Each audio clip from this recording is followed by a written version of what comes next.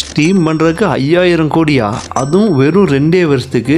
ஆக்சுவலாக இந்த டீல் பார்த்தீங்கன்னா அஃபிஷியலாக வந்து அவங்க யாரும் கன்ஃபார்ம் பண்ணலை. பட் ரூமர் என்ன அப்படின்னா 600 மில்லியன், அதாவது கிட்டத்தட்ட 5120 கோடி 2 வருஷம் ட்விட்சில் ஸ்டீம் பண்ணுறதுக்கு. அதுவும் ஐசோ ஸ்பீடு பார்த்தீங்கன்னா மெயின் ஃபோக்கஸ் யூடியூப் தான். அதனால யூடியூப்ல மட்டும் இல்லாமல் ட்விட்சிலையும் சேர்த்து அவங்ககிட்ட சொல்லிட்டாரு 2லையும் ஒரே டைம் பண்ணுறேன் அப்படின்னு. அதுக்கே ட்விட்ச் கம்பெனி பார்த்தீங்கன்னா ஓகே சொல்லி 2 வருஷ டீலுக்கு 5120 கோடி கொடுத்துருக்காங்க அப்படின்னு சொல்கிறாங்க. அப்படி பார்த்தா கிட்டத்தட்ட வருஷத்துக்கு 2500 கோடி பக்கம் வருது.